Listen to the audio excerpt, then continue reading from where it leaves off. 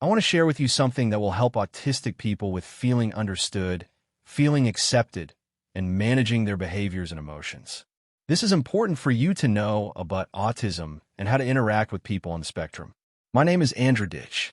I have autism and intellectual disability with other developmental disabilities.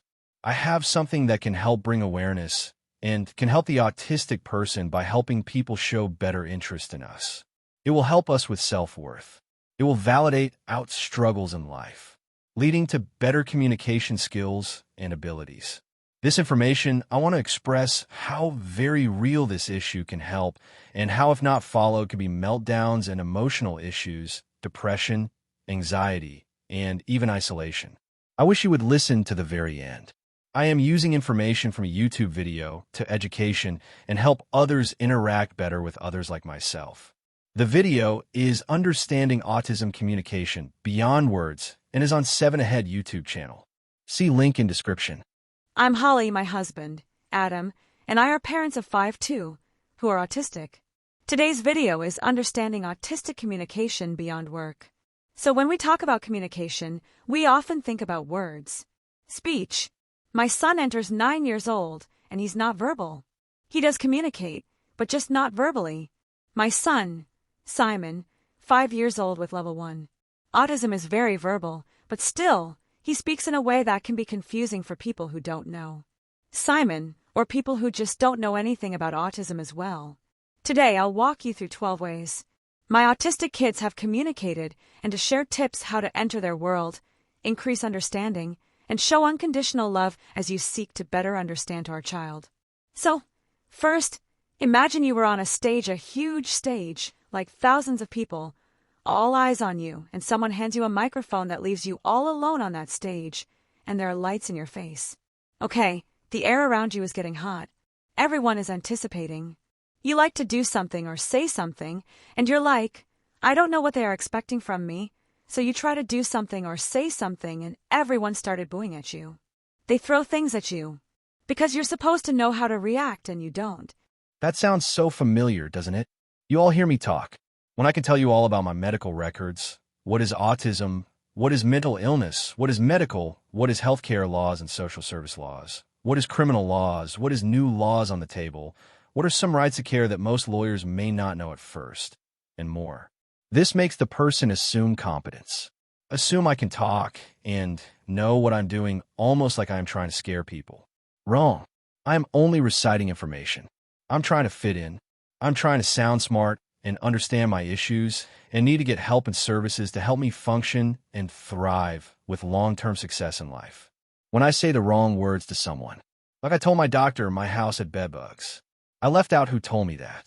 That is why I am not in speech and occupational therapy. I can tell you how Royal is in very hot water with APS and the state on this. Don't worry about that. This is why they want nothing to do with me. The point is I misspoke about a key fact that I repeated something that may not have been bedbugs. The problem is my doctor reported. It is making it harder to get help. I am not lying. I cannot say the right words. When I go to the hospital, tell them not a safe discharge. Then I cannot tell them why it is not a safe discharge as I am playing a game on my tablet, making it hard for me to switch to my Avaz AAC app and leaving out the important details to this. I'm doing nothing wrong. I'm not saying the words in a way that someone can understand to get me help. That is why people then get mad when I show them a diaper rash picture to help me communicate neglect of caregivers. I told them how things was not getting done. I showed the boss the things that they didn't do. I guess I said it wrong that the message was not heard. Or when someone expects me to do something and not need help, I get confused as to why they ask me. This made me feel confused. Then I get frustrated as I do not know what to say or how to handle it. Now I have buttons to program on my AAC. The issue is simple. The caregiver saw the behavior and got scared. They did not know how to handle it. They saw it as aggressive behavior, not as a communication challenge. I do not know what they think. I know I would be scared if I dealt with someone like me in that situation. The thing is, that is how my communication disability affects me. Then I felt bad about my behavior. If the caregiver was still giving me a hard time with it, I would then avoid asking for help with that altogether. Then get a rash, and then they used you didn't ask for that help, or you refused the help. This is not what I wanted to say and is not what I wanted to happen. This is how normal people take neurodivergent people out of context and use it against us. They know how to navigate complicated social conversations, and someone with autism gets frustrated easily and confused. Take the refusal of care to help me with space, quiet, cool, dark room with you standby to make sure I am safe. Don't take it as defiance. Don't take it as refusal. Don't take it as I am taking it out on you. Don't take it as avoidance. The same behavior and communication breakdown can be all of that. But in my life, that is not what I'm trying to say. That is how people turn the words they say to me around to confuse me. I don't process and interpret information like they do. It confuses me. Then I am accusing them of something I didn't understand fully to begin with. We both are confused. Some people do this on purpose, I feel, so they can use my words to say I refused help or was belligerent for not getting my way. That is not allowed and is fraud in healthcare. This is happening less than it once did. Then they get mad at me, discharge me to not get bad name, in fear of legal issue or reputation issue. The thing is, if you follow these steps and ask me questions to clarify what I am saying, then you will not have the issues and misunderstandings that you do. Then you will not have complaints or behavior issues to deal with. I will be happy. You be happy. Everyone is happy. It is a win-win for everyone. All right. Number 5, echolalia, or repeating phrases. So some autistic children will repeat phrases that they've heard. It's called echolalia. Instead of generating new speech immediately, this can be immediate, like, do you want a drink, right? And then they say you want a drink.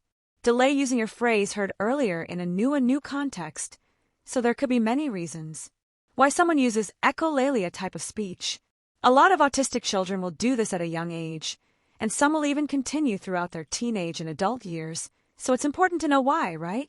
And there's a spectrum of reasons why there's many reasons. So, just to go over a few that I see in my family, sometimes people just like to repeat things because they like the sound of it. It's more like a skim write, or they like to repeat something.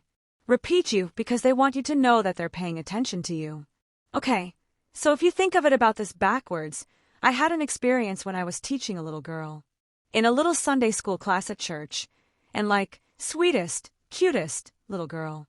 Her parents were kind of shy, not talking to me very much about her disabilities and things. She was not autistic, actually, but she did have a very difficult time communicating. And when she talks, sometimes I had to lean in really close, and she would repeat herself once I talked to the parents about Ezra, explaining some of the challenges that we had with them and how he's completely memorable. Those parent me connect with their little girl, and it was wonderful to connect with her. One of the things is why I bring the story up. One of the things that helped her feel seen and heard is when I would repeat what she said. They told me that the dad was like, repeat the word as soon as you understand a word that she says. She says, family. Then you say, oh, family, and then she'll not. Then she gets reassured that I understood, because a lot of times she's not understood and wondering if people are actually listening or understanding what she's saying, and sometimes that person just needs a little urging, like, what is it that you really want, you know? Maybe they need a simple, what do you want, or say yes or no, so it's a reminder of what their answers could be. So, for example, if you ask a question and then they repeat the question, maybe something that can be helpful is, yes or no, you know. Do you want mashed potatoes? And they go, mashed potatoes, and go yes or no, and then they might go yes or no. So, just that reminder, what an answer could be helpful, and then it can lessen the time of processing it because you've given them some answers that they can choose from, right? That can be helpful. But I'm Simon. My son will repeat phrases of his favorite show. Okay, his favorite TV show. It's usually Spidey or PJ Masks, and it makes him feel powerful because those are powerful characters. Used as to why he just said something. And then my 13-year-old daughter will walk in the room, just pass by quickly and be like, Mom. The reason he's had that is because in PJ Masks scene, when that person said that this is what they meant they were doing this. So, this is what he wants. It will make sense when she explains this. So, if this is common in your home, if echolalia in some form, in your home, I do recommend a book. I don't usually recommend other people's books very often, but the book is called Uniquely Human. Different Way of Seeing Autism by Barry M. Present with Tom Fields Mayer. I'm sorry if I pronounce your names wrong, but it really gives you a deep clarification on this subject, and it's very eye-opening, so it's a good one.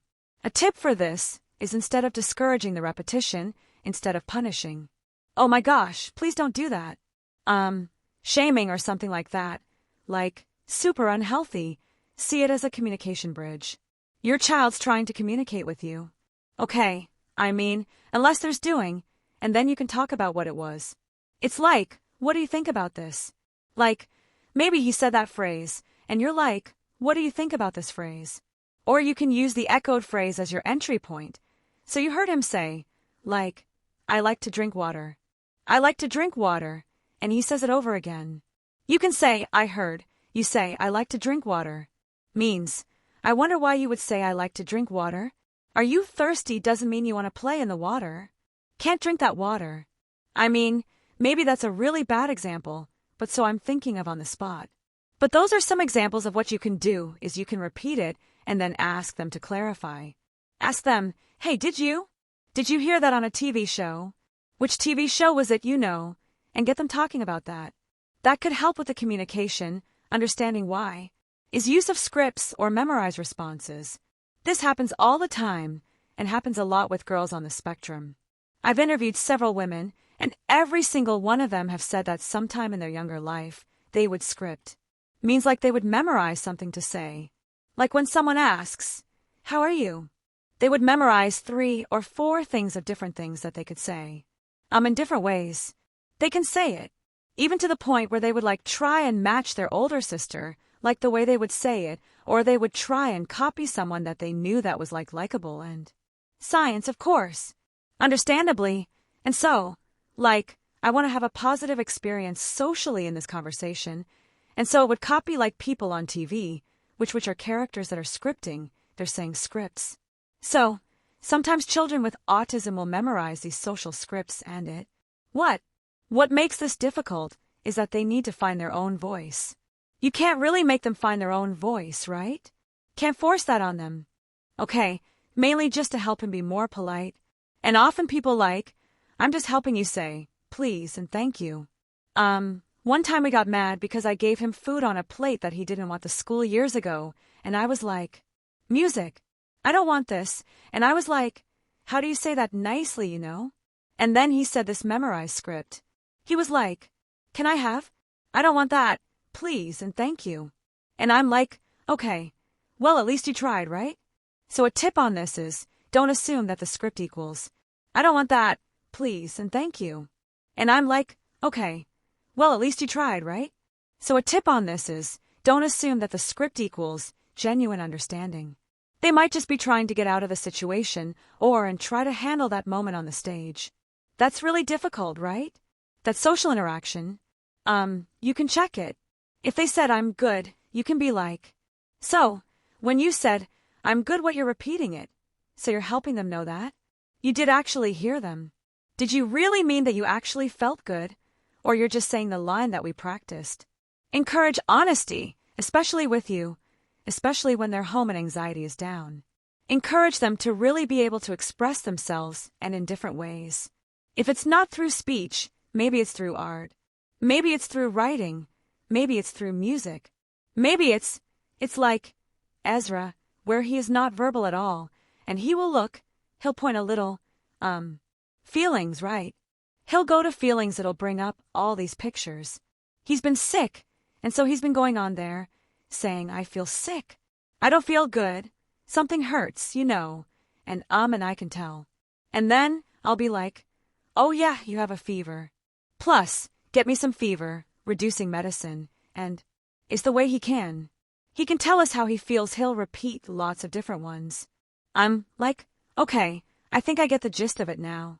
I think I understand. So, with number 7, it goes along with this. What I'm saying actually is masking or camouflaging communication challenges, especially for children with level 1 autism. As we see with my son Simon, who's 5 years old and loves being social and fighting with his friends. He may look like he's autistic. I hate it. When people say that, I hate it. When people are like, hear yourself look autistic, because autistic doesn't have a look, so they don't know. That, and I think one of the reasons Why they say that is because Simon has learned to mask. He's so young, he's 5 years old. He's already learned to mask his autistic traits. Part of me is like, please, I want you to feel accepted as an autistic person. So when you're at home, you don't have to mask, and I want my children to feel safe. Some people will mask and hide their struggles, and this means we can miss the fact that they're communicating. So research shows that even verbally fluent individuals with the territory, but it looks different on everyone, so a tip is to be aware of the cost of masking. Okay, you can ask your child, how exhausting was that? Was it worth it? Or, how are you doing inside after being on all morning or all day at school? Giving them, especially if they feel like they need a mask at school or with friends. That's really hard. So when they come home, how we need a place to crash where they don't have to mask. And that's tough for everyone involved. But I would encourage trying to find that one friend. That one friend who can help them feel accepted and who can advocate for them and to help them advocate for themselves. That's even better. We found a really good friend for Simon and also for Ezra. Simon has several. Ezra has one friend that he is starting to, flies well with, and they will both get super excited when they see each other. They'll even hold hands and walk to, wherever they're going, which is darling. So sweet. I love that he can connect and stuff, and so, hopefully, those relationships can be real. They can be strong relationships that are not based on the autistic person having to mask. Number 8, social initiations or interactions may look different. This is definitely a different type of communication that's good to be aware of. So, a child might talk at someone or at others it might sound like a monologue, or they may jump topics. They may not take turns in conversation or may initiate interaction in unconventional ways. Like the first thing they say to you is an intense question about a schedule. Topic. These are forms of communication. My tip here is to shift your lens instead of thinking, why is she being rude? What is she trying to tell me? What's her concern? And what could she be feeling or experiencing? What's worrying her? And then respond with, that's an interesting question. Let's figure it out together. Or this is one example, right? It might not be the perfect example for everyone, but that's an example of something that does help with my kids. Is that if there's ever a problem or concern, we make sure that the child understands that problem isn't them, else that they can work on that they can. They can even help find the solution for that problem, right? One of these experiences is when Ezra, our son, had a near-death experience. It was devastating for us, but also changed the way we parent Adam, and I just felt like we needed to do something drastic. And we did. We did something kind of non-conventional, and we scared all of our family members. Oh my goodness, we quit our jobs, sold our house, and used the money that we got from everybody over house. And we bought an R and we lived full-time in our RV with our 5 kids. Their ages at the time were 1 to 12. Mark was 12 and Simon was 1. And we visited every U.S. national park in the lower 4 days takes. Okay, so that radical season of our life changed many things for us. We discovered how connection can look different. It can look different than what I expected before. We really wanted to create memories to build strong relationships and have these experiences with our kids when they were that age. We knew that the only way we could do that was to do what we did now. We have since sold the RV, and now my oldest is 16 going on 17, and we're renting in a home, and we moved a lot. Actually, now I'm going to move on before I go on a tangent. Okay, number 9, stimming, which is like a body movement repetitive, or sensory behaviors. If you don't know what stimming is, would it be right here? 12 examples of autism stimming. I want to talk about stimming. Back and forth, hand flapping, having spinning.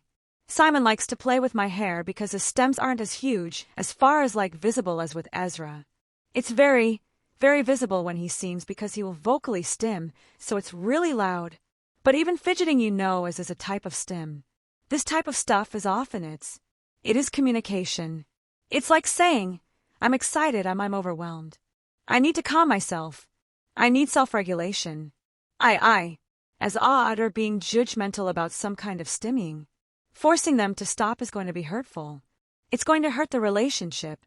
What might they need right now? That's your question for today. What does my child need right now? and then provide alternative regulatory tools like a weighted blanket or quiet space rather than punishment. Please, if you want anything from this video, if your child stands, don't punish them. Just don't. Hey, comment below with one communication behavior you've seen in your child or student that surprised you, okay, and how that behavior was actually in communication. You never know who you might bless. By commenting below, people reads comments all the time. Let's build the community where we can learn from each other. So, my husband and I wrote a book called A Unique, Normal 12 Mistakes We Made While Raising Autistic Kids.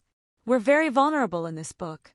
It's full of real-life stories, including our Bill, RV League, National Park stories, and Journey number 10 is emotional outbursts, or shutdowns or meltdowns, so you might see this as only behavior. If you look at it through a new lens as communication, it's going to have to be healthier, like all around, for everyone involved.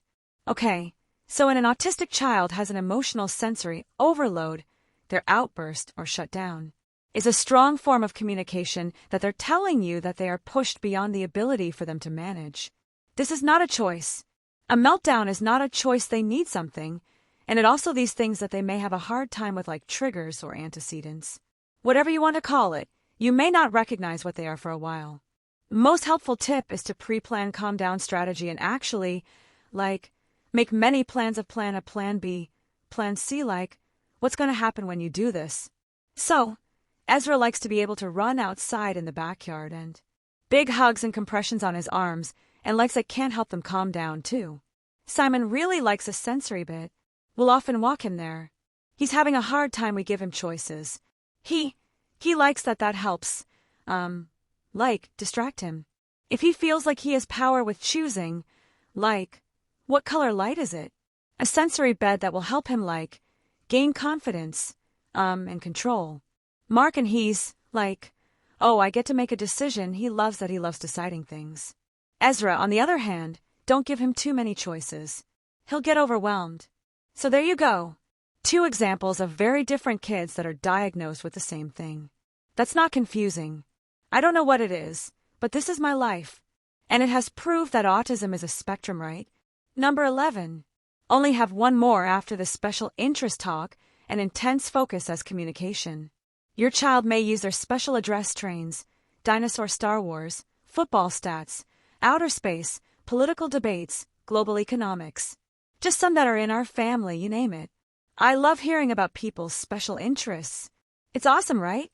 This is a way to communicate and connect. This is a way for you to enter their world, so you might hear detailed monologues about their topic. That is interaction. Okay, even if it doesn't look like it, it's not your typical back and forth communication. But it is, so here's your tip. Lean into it. Enjoy it. Okay, if it's difficult for you to enjoy, really hard, I want you as a parent or teacher or caregiver or grandparent to teach yourself how to love it. I know this might sound cryptic and I'm sorry, not sorry, but imagine if this were the last time you got to hear your child's voice. How would you react to them? Would you listen to him? Would you then be interested in hearing what they have to say? Sit down with them and lean in and teach yourself to enjoy it because you'll bring their anxiety down. They'll trust you more. They'll feel that unconditional love. They can be their own autistic self with you because you're not judging them. They can stim things like that. And then, he can learn. This is 12, last one, and this is one that Ezra and Simon will deal with. It's really important that you were working with or helping. So, to support your child knows this, okay, and this is silence, delayed response, or processing time. Processing type. Okay, so sometimes the communication is quiet. Pause, it's look. It's a slow answer. It's no immediate verbal reply. Why is that? Because they might have a little bit of processing disorder. They might need some extra time to process what you just said, so they may not answer right away. You can imagine why this is so important for a teacher to know. Okay, communication doesn't always mean instant response. A tip is to give extra processing time. Use products like, I'll wait until you're ready, right? Or just simply waiting quietness. Like, looking away, not being distracted, but waiting for their answer and not demanding that they rush the answer. Celebrate when they do respond and make sure that you're listening to them. That helps them feel seen and heard. So here are 12 tips to enter your child's world. And here is our autism playlist. Remember, if you have an autistic child, you're in good company. I know this was helpful for me to know what to ask for and how to ask for these accommodations to help me. I hope this is helpful for you. If you like more helpful ways to deal with your autism diagnosis, or want to know what you can do to help support the person in your life with autism, I will make more educational videos to help you. My next video is on autism and romantic relationships with a neurodivergent partner. In that video, I see my mom and dad's struggles with each other and others in their life. I hope you like this video. Please subscribe to receive notifications for the next video. Also hit like if you enjoyed this video. It helps bring awareness and acceptance to others with autism. If you have any suggestions for a video on autism, or have any life experiences you'd like to share with me about being misunderstood and or communication challenges, I'd love to hear in the comments. See you next time.